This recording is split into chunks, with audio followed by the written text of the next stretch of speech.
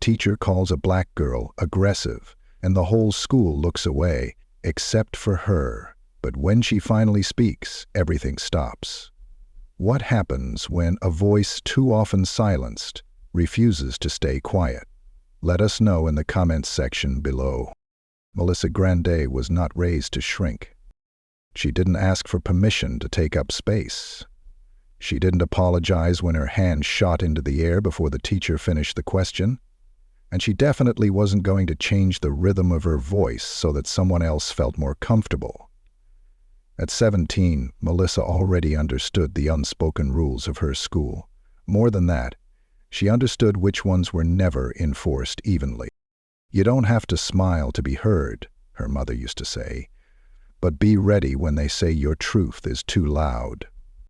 At Southbridge Academy, Melissa's truth always echoed louder than intended.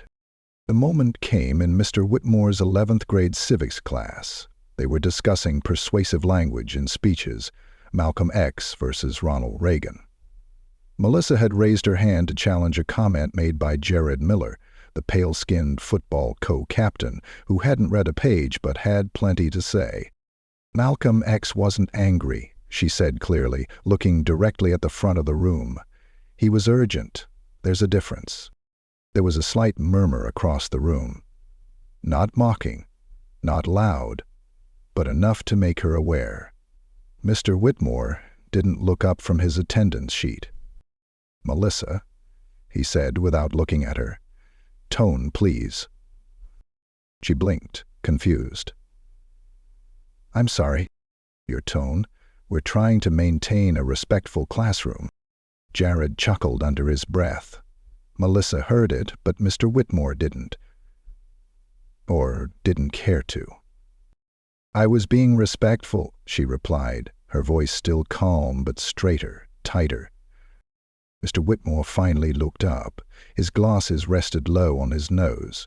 That came across as aggressive, and we don't tolerate that kind of disruption here. The word dropped heavy. Aggressive. It wrapped around her neck like a collar.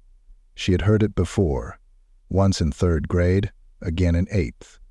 Never attached to a white classmate, no matter how loud or bold. Always reserved for the black kids, especially the girls. Melissa slowly pulled her hand down. Her eyes scanned the room. Nobody said anything. Jared was already back to doodling on his worksheet. After class, Melissa walked out last, her steps measured. She pulled her phone from her bag, thumb hovering over her mother's name. But she didn't call. Not yet, because this wasn't new, and being called aggressive by a white man in authority didn't shock her. It exhausted her. Her mother, Danielle, was sitting at the kitchen table that night when Melissa finally spoke. "Mr. Whitmore called me aggressive today," she said, standing in the doorway. Danielle didn't react right away. She closed the folder in front of her. "What did you say?" Melissa repeated it, quieter this time. "Aggressive." Danielle inhaled through her nose. Not a sigh. A kind of silent scream tucked behind her ribs. "You weren't," she said flatly. "I know." Danielle got up and poured herself a glass of water. "You want me to call someone?" Melissa hesitated. "No." Danielle turned to face her. "Say that again, but mean it." Melissa shrugged. I don't want to be that girl, the one always complaining." Danielle stepped forward. "You want to be the girl who disappears instead?" Melissa didn't answer. Danielle didn't need her to. By the next week, things hadn't cooled. In fact, they had escalated. At lunch, Melissa walked past a group of white girls in plaid skirts, whispering. She didn't have to hear the full sentence, just the word "again." Aggressive. It clung to her like lint. In the hallway, her locker had been rearranged. Not damaged, not defaced, just moved. All her books left neatly on the floor, with a note on top. "Thought you were better than the rest of us. Prove it." Even Mariah, her closest friend, started acting weird. Just chill a little, she whispered, between classes. Chill? Mariah looked uncomfortable. You're just giving them a reason. Melissa stared at her. To what? Exist? Mariah didn't respond, just gave a tight smile and disappeared into the crowd. It was only Tuesday. That night, Melissa sat in her room with her laptop open. She stared at the blank document titled Civics Reflection Essay. The prompt was about leadership. She couldn't bring herself to write it. What was the point? At Southbridge, leadership had a face. Pale, polished, polite. Melissa picked up her phone again. This time, she didn't call her mom. She Googled civil rights, student advocacy groups plus school bias. The top hit, Equal Voice Justice Initiative. She clicked, scrolled, read stories that sounded like hers, watched a video of a black girl in Baltimore who'd fought a similar battle and won. Then she saw a name at the bottom of the screen, Tiana Brooks, Outreach Director. There was a number. Her hand hovered over it. She didn't call, not yet, but she saved it. The next morning, Mr. Whitmore asked her to stay after class. She stayed seated while the room emptied. I wanted to speak with you about yesterday, he began, adjusting his tie like he was on camera. Melissa stared back, her face blank.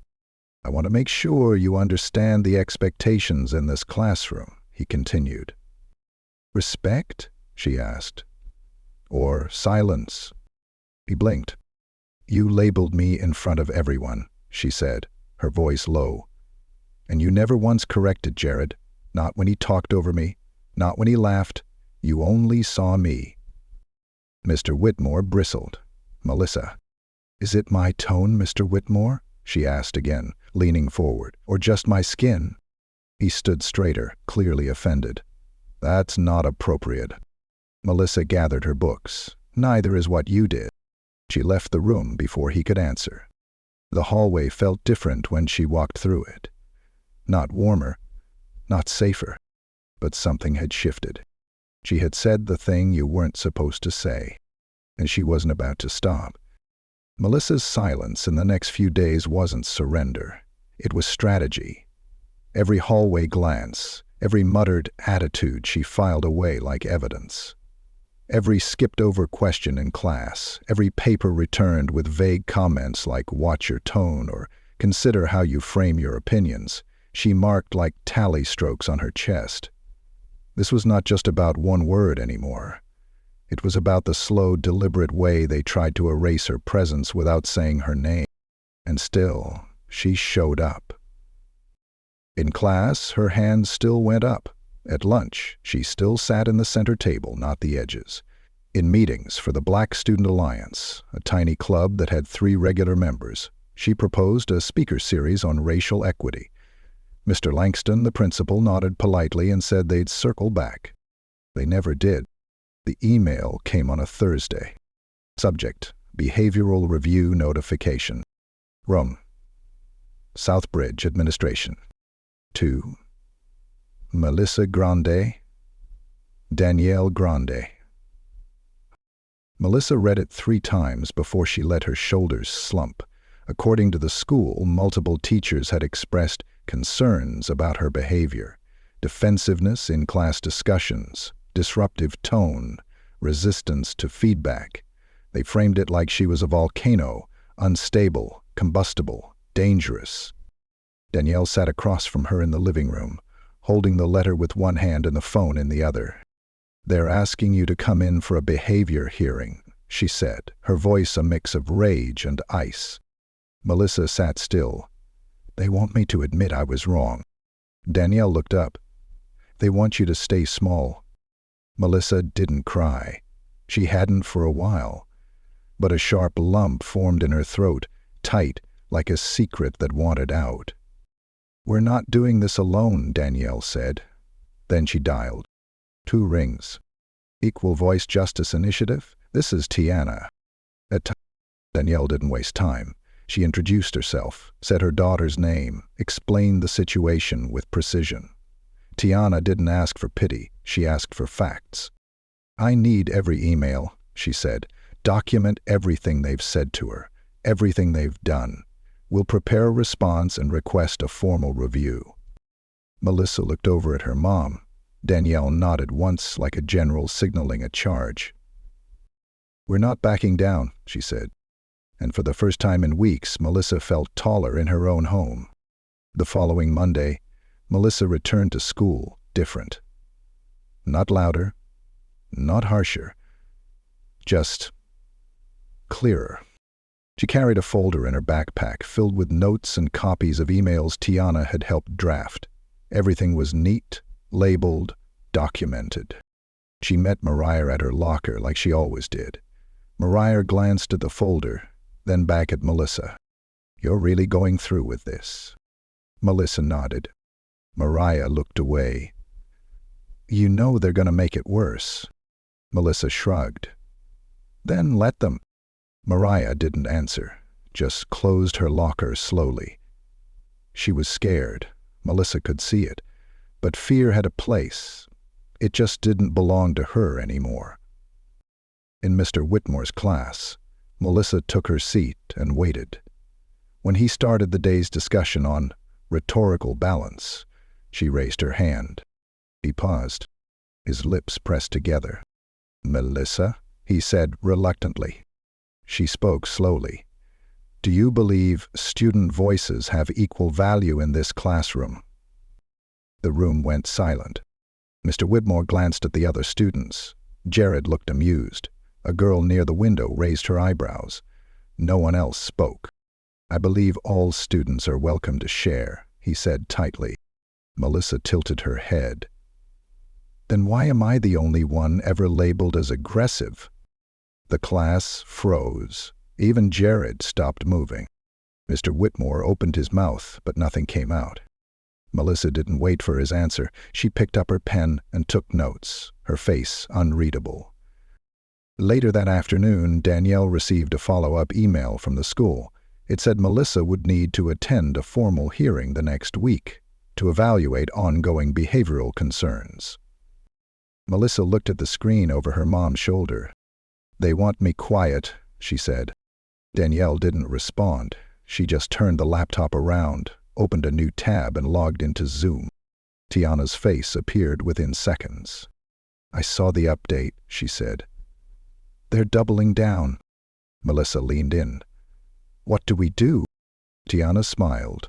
Not gently, not kindly, strategically. "We prepare."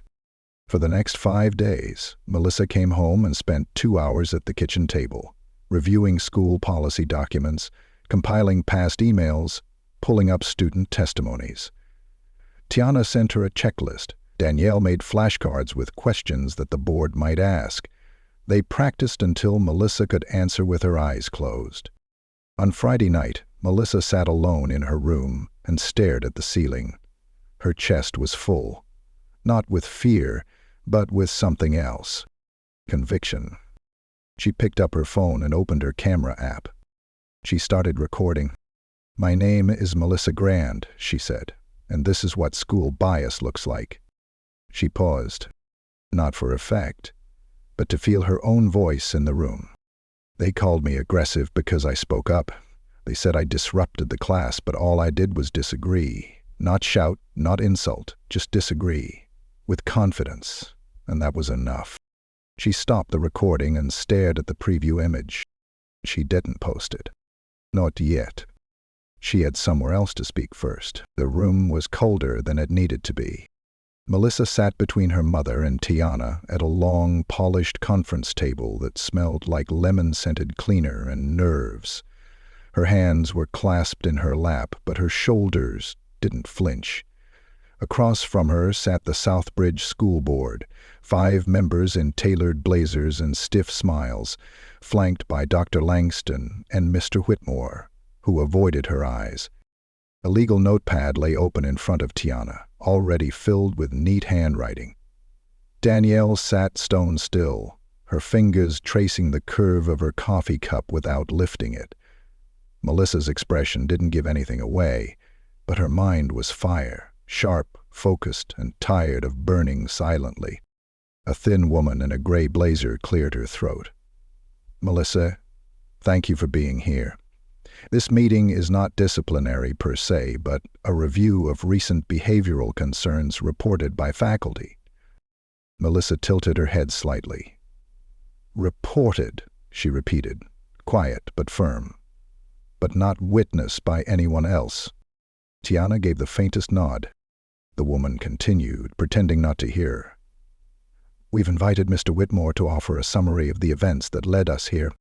Mr. Whitmore adjusted his glasses, suddenly more teacher than man. "Melissa has demonstrated a pattern of behavior that's disruptive," he began. "It's not just about one moment in class.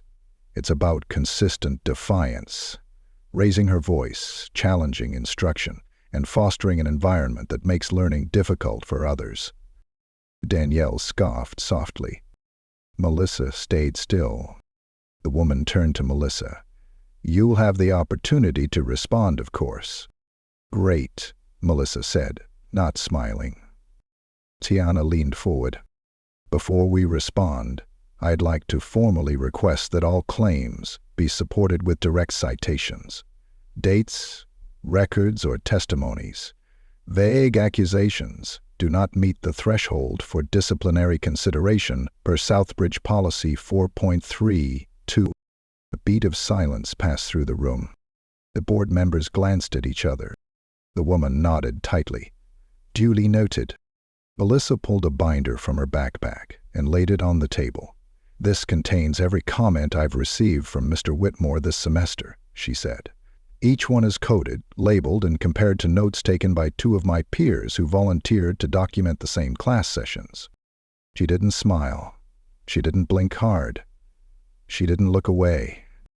Across the table, Dr. Langston shifted in his chair. "I also included records of Jared Miller's interruptions and comments," she continued. "I counted 13 moments where he spoke over either myself or another student without reprimand. Not once was he labeled aggressive." There was a pause. No one breathed too loudly.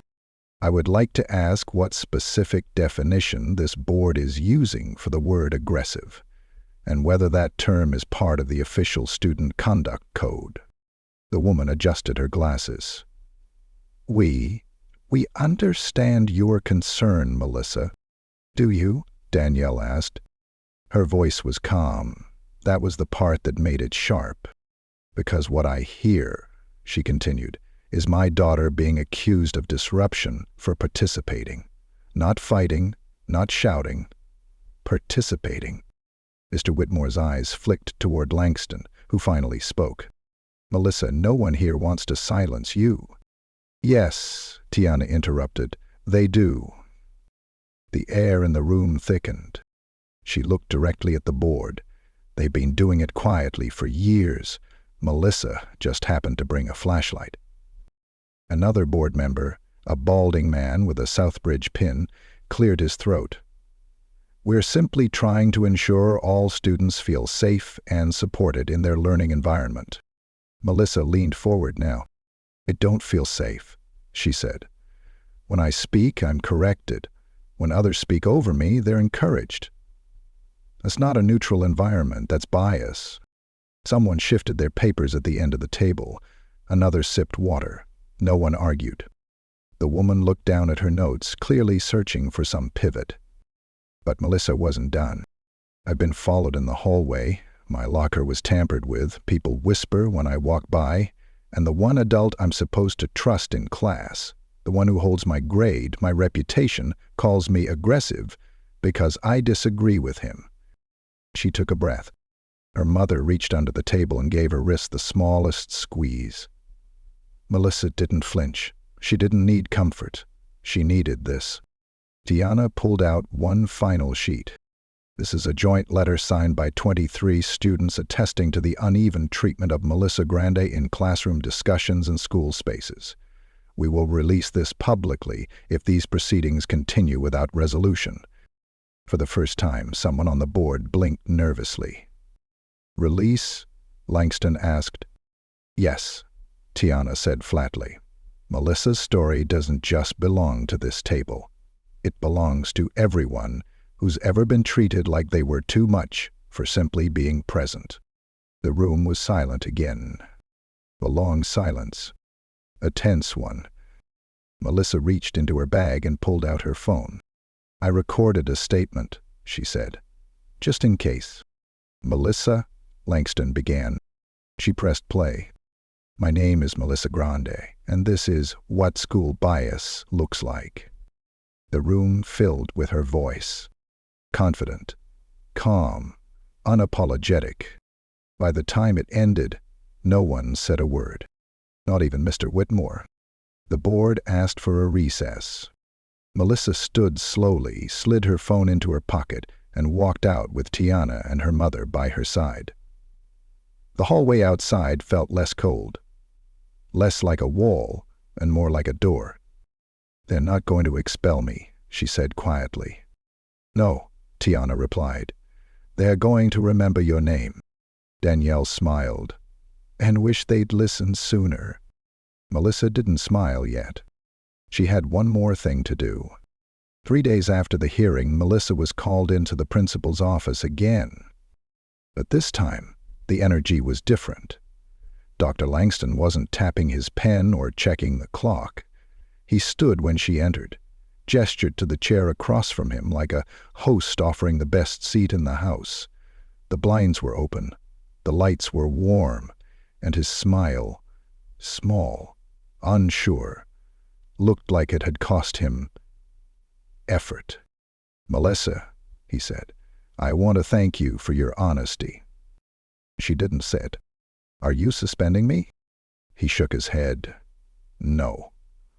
The board has decided not to move forward with any disciplinary action. In fact, they're reviewing Mr. Whitmore's conduct. Melissa blinked, slowly. They're reviewing it?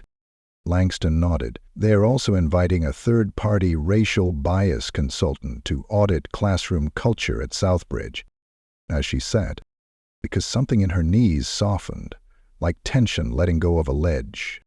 We'll be forming a student advisory panel to contribute to the process, he continued, and we'd like you to speak at the next school-wide assembly. Melissa looked up.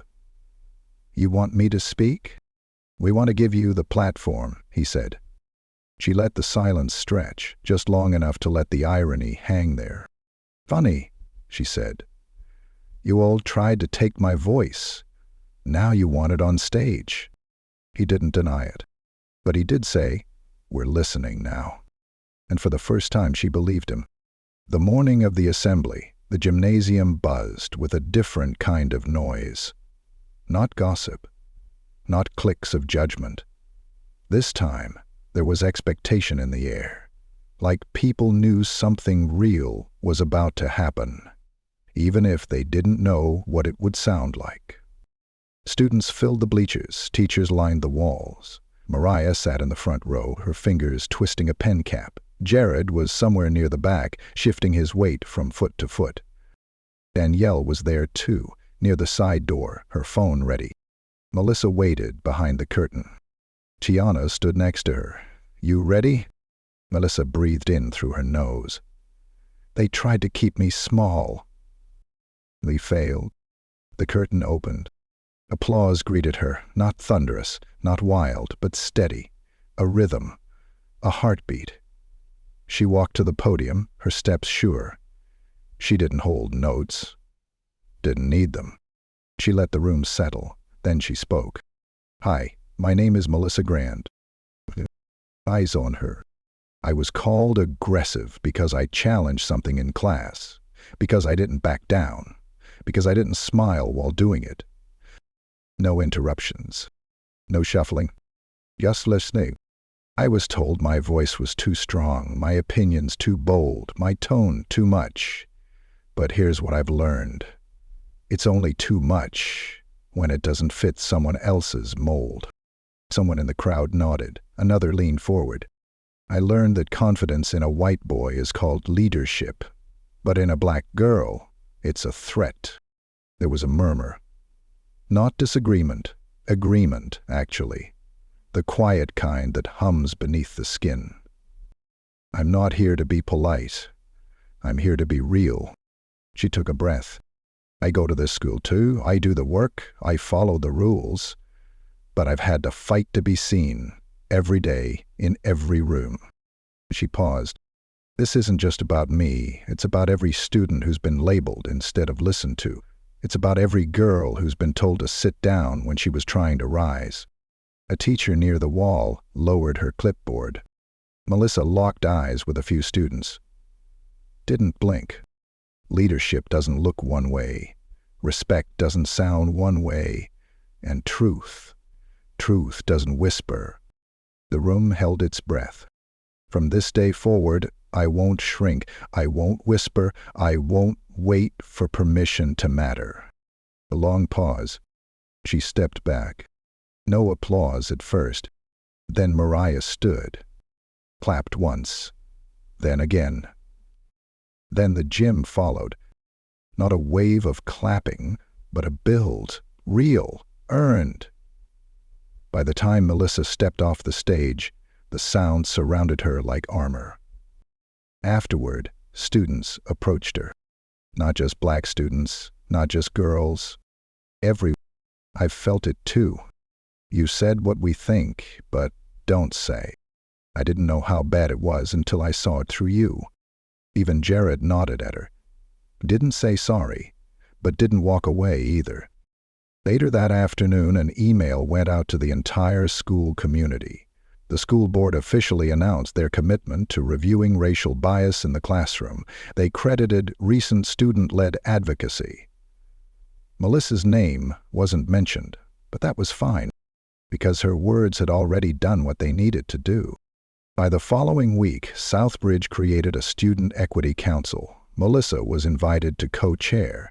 She accepted, on the condition that the meetings be open, public, and led with student input first. Teachers began attending cultural competency workshops. Students who'd never spoken before started raising their hands more, asking harder questions, speaking with fire in their chests. Mariah started sitting next to Melissa again, but this time she listened more than she talked. You know, she said one afternoon as they sat under a tree outside the school, you really did shut the whole school down. Melissa smiled. Nah, I just made them listen. A soft breeze picked up, the leaves shifting like applause that had waited its turn. Melissa leaned back against the bark, the sun warm on her face. They had tried to make her a problem. But she'd become the voice they couldn't ignore. And now, that voice echoed far beyond those walls.